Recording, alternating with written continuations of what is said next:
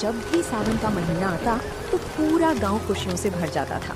लेकिन माधव और उसके पिता दीनदयाल के लिए ये महीना कमाई का सबसे बड़ा जरिया था।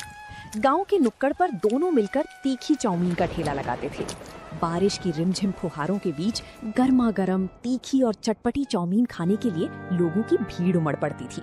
दीनदयाल कढ़ाई में चाउमीन बना रहे थे। अरे माधव, जरा हाथ तेज चला बेटा। देख आसमान में काले बादल कैसे घिराए हैं। बारिश शुरू होने से पहले हमें सब कुछ तैयार करना है। जी पिताजी, मैं तो बस लगा ही हुआ हूँ, पर आप मसाले थोड़े ध्यान से डालना। पिछली बार मुखिया जी कह रहे थे कि मिर्च थोड़ी ज्यादा थी। अरे हमारी चाउमीन का नाम ही तीखी चाउमीन है। अगर लोगों की जीभ पर चटकारा ना आए और आंख से पानी ना आए तो फिर दीनदयाल के हाथ का स्वाद ही क्या। ये देख, अब इसमें जाएगा मेरा खास सीक्रेट मसाला। तभी गांव के दो दोस्त रमेश और सुरेश भीगते हुए ठेले के पास आकर खड़े हो गए। वाह दीनदयाल चाचा, क्या खुशबू आ रही है। इस ठंडे मौसम में आपकी चाउमीन की महक दूर से ही खींच लाई। हाँ चाचा, 2 प्लेट एकदम चटपटी और तीखी चाउमीन लगा दो। आज तो खाकर मजा ही आ जाए। हाँ हाँ, क्यों नहीं बेटा। माधव, जरा 2 पत्तल निकाल। अचानक तेज हवा के साथ बारिश की बड़ी बड़ी बूंदें गिरने लगी। ठेले के ऊपर लगा तिरपाल हवा में लहराने लगा, लेकिन ग्राहकों की भीड़ कम नहीं हुई। आहा चाचा, क्या स्वाद है। सच में ऐसी चाउमीन पूरे शहर में कहीं नहीं मिलती। ये जो आपका तीखापन है ना, यही दिल जीत लेता है। सही कहा रमेश भाई, इस बारिश के मौसम में ये तीखा स्वाद सोने पे सुहागा है। चाचा, इस स्वाद का राज क्या है? बेटा, इस स्वाद का राज है सही वक्त पर सही मसाले का तालमेल। आंच कितनी रखनी है और मसालों को कितना भूनना है, सारा खेल इसी का है। पिताजी, मैं इतने दिनों से आपके साथ हूँ, पर मुझे आज तक समझ नहीं आया कि आप कब कौन सा मसाला कितनी मात्रा में डाल देते हैं। बेटा, ये तो अनुभव से आता है। जब तू दिल से बनाएगा तो तेरे हाथ में भी यही स्वाद आ जाएगा। चल अब बातें कम कर और जरा वो चिली सॉस की बोतल इधर बढ़ा। रात गहराने लगी थी और बारिश और तेज हो गई थी। ठेले का सारा सामान बिक चुका था, लेकिन दीनदयाल के पैर अब ठंड से कांपने लगे थे। अगली सुबह माधव सोकर उठा तो उसने देखा कि उसके पिता दीनदयाल अभी तक बिस्तर पर सो रहे थे, जबकि रोज इस वक्त तक वे ठेले की तैयारी में जुट जाते थे। माधव उनके पास गया और जैसे ही उनका हाथ छुआ वो चौंक गया। दीनदयाल का शरीर बुखार से तप रहा था। पिताजी, आपको तो बहुत तेज बुखार है। आपका पूरा शरीर तप रहा है। आपने मुझे रात को बताया क्यों नहीं? कुछ नहीं हुआ बेटा। वो कल रात बारिश में ज्यादा देर तक भीग गए थे ना, बस उसी का असर है। तू फिक्र मत कर, मैं अभी उठकर ठेले का सामान तैयार करता हूँ। अरे नहीं पिताजी, आप बिल्कुल नहीं उठेंगे। आपकी तबीयत बहुत खराब है। मैं अभी जाकर डॉक्टर बाबू को बुलाकर लाता हूँ। माधव भागकर गांव के डॉक्टर को ले आया। डॉक्टर ने दीनदयाल की जांच की और दवाइयां लिखकर दी।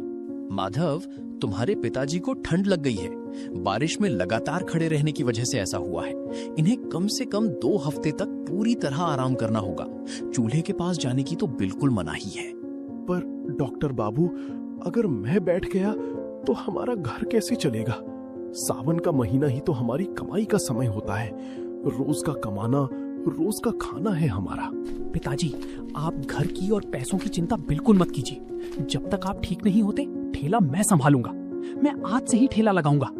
तू संभालेगा? माधव, तूने आज तक कभी अकेले चाउमीन नहीं बनाई है। सब्जियां काटना और प्लेट धोना अलग बात है, पर कढ़ाई संभालना बहुत मुश्किल है। पिताजी, मैं इतने दिनों से आपको देख ही तो रहा हूँ। आप बस मुझ पर भरोसा रखिए। आप आराम कीजिए, मैं सारा सामान तैयार करता हूँ। दोपहर को माधव अकेले ही ठेला लेकर गांव के नुक्कड़ पर पहुंच गया। आसमान में फिर से बादल छाए हुए थे। माधव ने अकेले ही तिरपाल बांधा और गैस चूल्हा जलाया, पर उसके मन में एक गहरा डर था। मैंने कह तो दिया कि मैं संभाल लूंगा, पर मुझे तो मसालों का सही अंदाजा भी नहीं है। पिताजी कैसे चुटकी भर मसाला डालकर जादू कर देते थे। भगवान, आज लाज रख लेना। तभी गांव के पहले ग्राहक रामू काका ठेले पर आए। अरे माधव, आज अकेले? दीनदयाल भाई कहाँ हैं? आज दिखाई नहीं दे रहे। प्रणाम काका। पिताजी की तबीयत खराब है, उन्हें तेज बुखार है, इसलिए आज से कुछ दिन ठेला मैं ही संभालूंगा। ओहो, ये तो बुरा हुआ। चलो कोई बात नहीं, तुम भी तो उन्हीं के बेटे हो, उन्हीं से सीखा होगा। चलो हमारे लिए एक प्लेट बढ़िया तीखी चाउमीन बनाओ, जरा देखें तुम्हारे हाथ का स्वाद। जी काका, अभी बनाता हूँ। माधव ने नूडल्स कढ़ाई में डाले, सब्जियां मिलाई और फिर मसालों के डिब्बे की तरफ देखा। उसके हाथ कांप रहे थे। उसे समझ नहीं आ रहा था कि कौन सा मसाला कितना डालना है।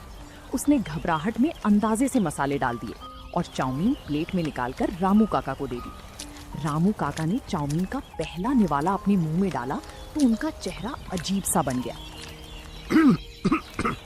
अरे बाप रे माधव बेटा, ये क्या बना दिया है? ये चाउमीन है या सिर्फ मिर्ची और नमक का घोल? क्या हुआ काका, मिर्च ज्यादा हो गई क्या? मैंने तो बस अंदाजे से। ज्यादा? बेटा मिर्च इतनी ज्यादा है कि जुबान जल गई, और नमक तो जैसे तुमने मुट्ठी भरकर डाल दिया है। दीनदयाल की चाउमीन तीखी जरूर होती थी, पर एक स्वाद होता था। इसमें तो सिर्फ कड़वाहट है। तभी ठेले पर दो और ग्राहक श्याम और गोपाल भी आ गए। उन्होंने रामू काका को खांसते हुए देखा। क्या हुआ रामू काका, आज चाउमीन कुछ ज्यादा ही तीखी बन गई क्या? माधव, हमारे लिए भी 2 प्लेट लगाओ भाई, जरा हम भी चखें। अरे श्याम, संभल कर खाना भाई, आज दीनदयाल नहीं है, माधव ने बनाई है।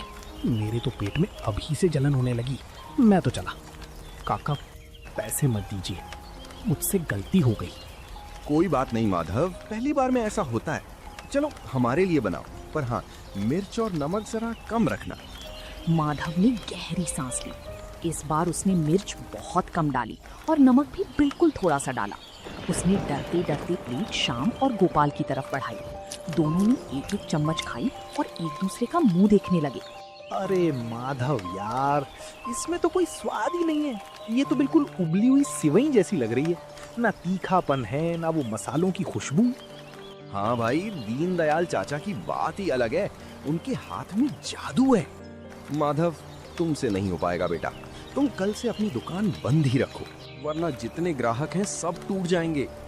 श्याम और गोपाल प्लेट वहीं छोड़कर चले गए। माधव ठेले के कोने में बैठ गया। उसकी आंखों से आंसू झलक आए। रात को माधव जब खाली हाथ और उदास चेहरा लेकर घर पहुंचा तो दीनदयाल बिस्तर पर लेटे हुए उसका ही इंतजार कर रहे थे। माधव के उदास चेहरे को देखकर वे समझ गए कि आज कुछ ठीक नहीं हुआ है। आ गए माधव? क्या हुआ बेटा, आज चेहरा इतना उतरा हुआ क्यों है? दुकान पर सब ठीक रहा ना? नहीं पिताजी, मुझसे नहीं होगा। मैं आपका नाम डुबो दूंगा। आज जितने भी ग्राहक आए, सबने मेरी बनाई चाउमीन की बुराई की। कोई कह रहा था मिर्च ज्यादा है, तो कोई कह रहा था कि इसमें कोई स्वाद ही नहीं है। बस इतनी सी बात पर हार मान गया? बेटा, खाना बनाना सिर्फ पेट भरने का साधन नहीं है, ये कला है। जब तक तू डरकर बनाएगा, स्वाद कभी नहीं आएगा। पर पिताजी, मुझे आपके मसालों का अंदाजा ही नहीं है। आप जब बनाते हैं तो खुशबू दूर दूर तक जाती है। मेरे हाथ से वो बात क्यों नहीं आती? क्योंकि तू सिर्फ मसालों को कढ़ाई में डाल रहा है, उन्हें समझ नहीं रहा। सुन, मेरी अलमारी के पीछे एक पुराना डिब्बा रखा है, उसे लेकर आ। माधव उठा और अलमारी के पीछे से एक छोटा पुराना लोहे का डिब्बा निकाल लाया।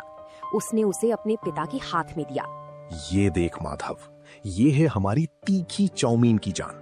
लोग समझते हैं कि मैं सिर्फ लाल मिर्च डालता हूँ, लेकिन इस डिब्बे में सूखी लाल मिर्च के साथ साथ भुनी हुई काली मिर्च, थोड़ा सा अमचूर और एक खास जड़ी बूटी का पाउडर है, जो तीखेपन को गले में चुभने नहीं देता, बल्कि स्वाद बढ़ाता है।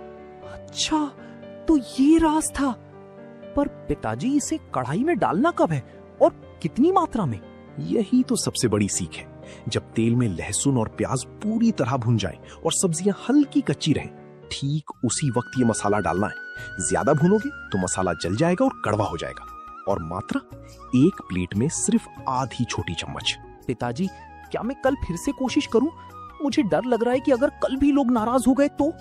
डर मत बेटा, कल तू जब ठेले पर जाएगा तो ये सोचना कि तू ग्राहकों के लिए नहीं, बल्कि अपने बीमार पिता के लिए चाउमीन बना रहा है। जब दिल में अपनों के लिए प्यार होगा तो हाथ अपने आप सही मसाला उठाएगा।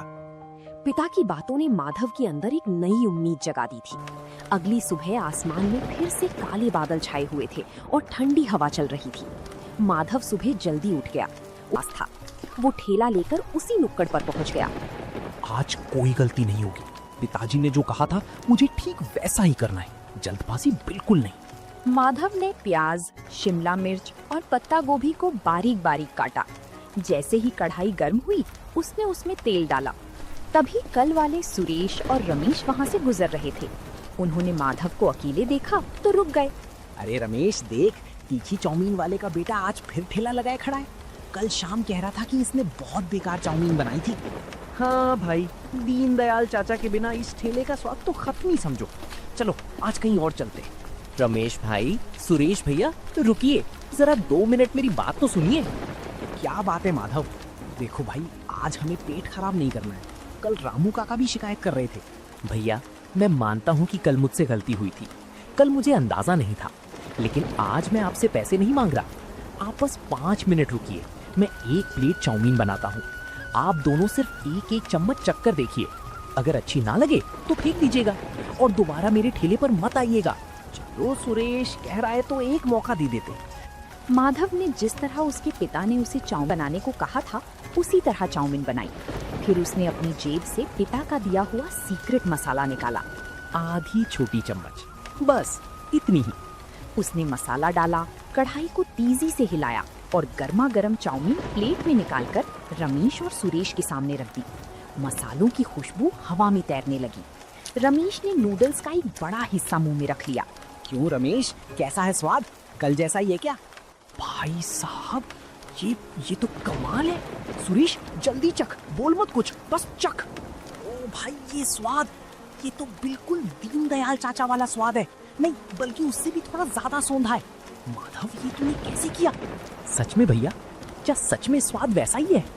बिल्कुल वैसा ही है माधव, वही तीखापन। इस ठंडी बारिश में ये चाउमीन खाकर तो मजा ही आ गया। रमेश और सुरेश की बातें सुनकर रास्ते से गुजर रही 2-3 और लोग ठेले के पास आकर खड़े हो गए। अरे सच में क्या दीनदयाल भाई जैसा स्वाद आ गया इसके हाथ में? माधव, जरा हमारे लिए भी 1 प्लेट लगाओ भाई। इस बारिश में कुछ तीखा खाने का मन कर रहा है। हाँ काका, अभी लीजिए। एकदम कड़क और तीखी चाउमीन, जैसी पिताजी बनाते थे। देखते ही देखते माधव के ठेले पर लोगों की भीड़ जुटने लगी। माधव का हाथ अब तेजी से चल रहा था। उसे समझ आ गया था कि मसालों का सही संतुलन कैसे बनाना है। बारिश तेज होती जा रही थी, लेकिन लोग माधव की चाउमीन का आनंद ले रहे थे। माधव भाई, 1 प्लेट और पैक कर दे। घर पे पिताजी के लिए ले जाऊंगा, वो भी खुश हो जाएंगे। हाँ भैया, अभी पैक करता हूँ, बस 2 मिनट दीजिए। रात होने तक माधव का सारा सामान बिक चुका था। जब उसने अपनी गल्ला पेटी खोली तो वो पैसों से भरी हुई थी। माधव की आंखों में खुशी के आंसू थे। उसने मन ही मन भगवान और अपने पिता का शुक्रिया अदा किया। दिन बीतते गए और माधव की तीखी चाउमीन का नाम पूरे रामगढ़ गांव में फैल गया।